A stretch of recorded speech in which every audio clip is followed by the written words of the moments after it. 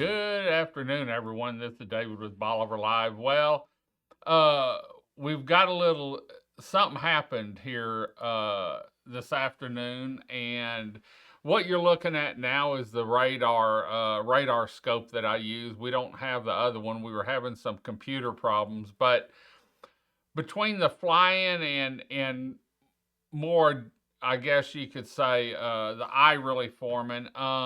It's moved over 40 miles or 30 or 35 miles to the west, which moves everything over a little bit. And it happened about, I don't know, 2:30. I saw it about 3 o'clock and was at home looking at some stuff and came back up to the office and started looking at it and waited for the 4 o'clock update from the National Hurricane Center. And we're going to look, one of the forecast tracks that I saw looked like they have it into consideration. And I talked to Eric, and then he also did a live feed. And so I'm going to let y'all see what's happening here. Now, the forecast track, or let's look at the National Hurricane Center.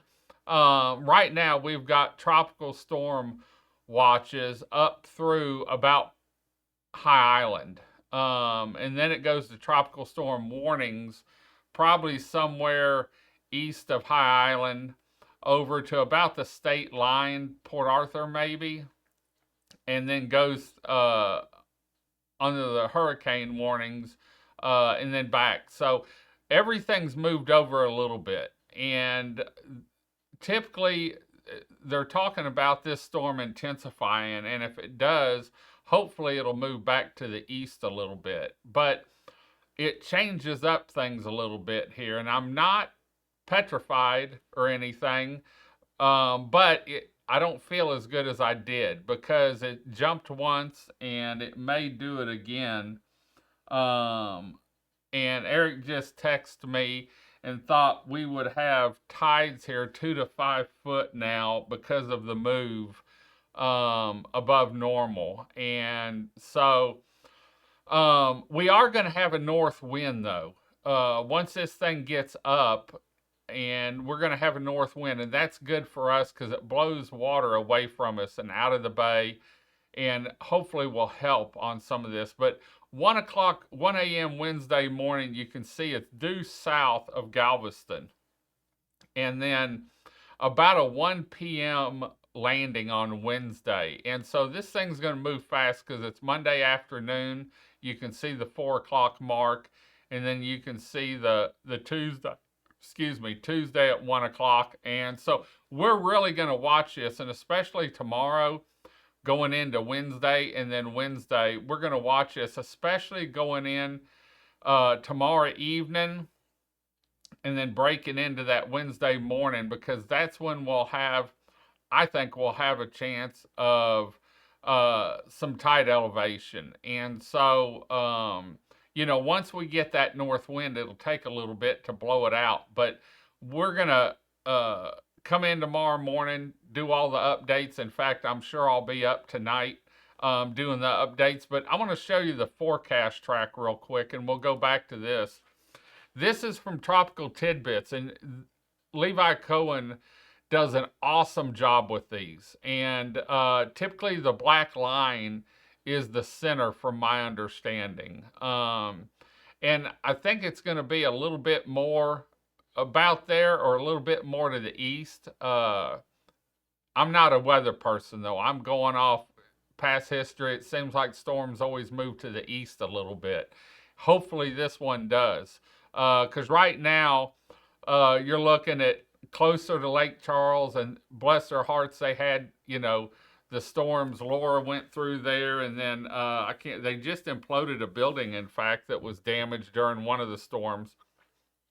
And so, but you can see the models have all moved over a little bit, but they're still pretty consolidated in, 50-mile area, maybe, 60-mile, 50-mile.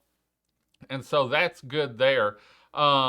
But it moves it a little bit closer to Bolivar Peninsula and where it's going to come up. And so that's what I worry about, is how long is it going to have to be able to blow water up to us. And earlier, when I was talking to Eric before the move, we were talking, and he said maybe 2 to 3 feet, 3 feet max. But now, it's gone up probably more of the 2.5 or 3 foot to up to 5 foot, depending on the intensity. And I'm going to show you the intensity because they have up that, a little bit. Look at 48 hours, and that's about when it's going to make landfall.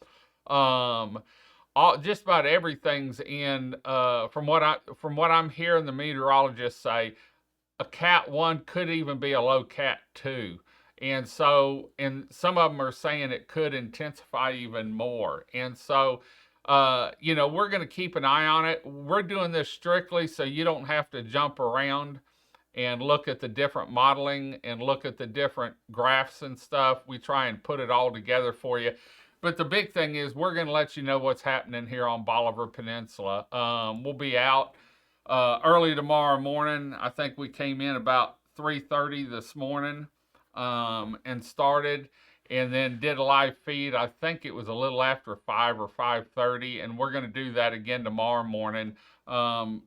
After I believe they do a 4 a.m. update, and so we'll put everything together as soon as we get done there. Having trouble with the computer. We're about reached our storage limit, and so I'm going to try and move some stuff around tomorrow. But anyway, this is from Radar Scope. It's an app that you can get on your phone, and then they have different radars, different areas. Like I've got Brownsville marked. In fact, let me zoom out over here and show you something. Get to the view, zoom out. And I'm going to move it down a little bit so that you can see where it is compared to Bolivar in Galveston and that. And so there you can see Houston, and then we're right to the east. Let me see here if I can get this. Yeah, this is Bolivar Peninsula right here. And so I'm drawing a little blue thing on there. I've always wanted to do that. And then you can see the eye down here. And anyway, I had to do that. But anyway, we're going to keep you connected, let you know what's going on here. We're really going to be on top of things and doing live feeds from around Bolivar starting tomorrow morning, and then into especially Tuesday evening into Wednesday and Wednesday evening once it passes us, and let you know what's going on. The one area I worry about is the Bolivar Ferry if we get winds. And I haven't run the wind models, but it was looking about 40 mile an hour with some gusts, 45 mile an hour with some gusts, which which should be okay for the ferry, but it's the tide. And then also we have Highway 87, and we're going to be monitoring that.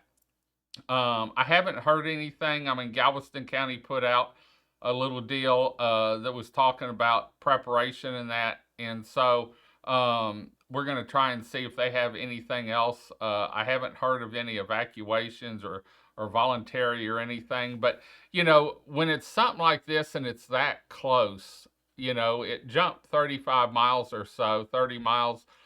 If it did that again, then it's a whole different ball game, and that's what I kept telling people today. They said, this morning, they said, well, David, it's looked like we're in the clear. Yeah, we are right now, but we still have to wait until it makes landfall. And when it jumps 25 or 30 miles, that's a big difference when we're this close. And so, I don't want to alarm anyone, but this time of year, you always need to look ahead. And Chris and I started talking about it actually Saturday, about what we may do as far as getting her and Gabby out. And we've called my mom, and she said, there's always a bed open for you and Chris or Chris. We're going to stay here. We'd be in High Island if we needed to. But I think we're going to have some high tide like we did during Burl. I don't know how much. I'm not a weather person, but I can tell you if you had to leave and it was flooded for a medical emergency, I would leave and go ahead and stay a couple days somewhere, head out to the hill country or something and enjoy a little time out there so you don't have to worry about it. So Anyway, but we'll keep you posted on what we see. And once again, the National Hurricane Center track. Let me find my mouse over here. Get it back over here. There it is. Has moved a little bit to the west. Oh, that's the forecast track. Has moved a little bit to the west. And there you can see the watches and warnings, which puts us under a tropical storm watch now. And in fact, the whole Texas coast all the way down into Mexico is. And we're going to try and look at a surge map tomorrow morning and see what they have on that, what they're predicting on tropical storm surge. I don't like the maps because they talk about above land and there's different elevations. So I haven't figured out how they came up with that, but maybe someone can explain to me. But anyway, there's the latest forecast at 4 p.m. and we'll be back either tonight if something changes and we need to let you know. If not, tomorrow morning bright and early. Remember, always refer back to the National Hurricane Center and Galveston County Office of Emergency Management. You can register and get updates from them, and it's a great site to be registered at. They'll let you know exactly what's going on and when here in Galveston County. So we're going to head on out. Hope you enjoyed the show. Until next time, I'm David with Bolivar Live. Y'all have a great day, great week. Come see us. God bless, and bye-bye.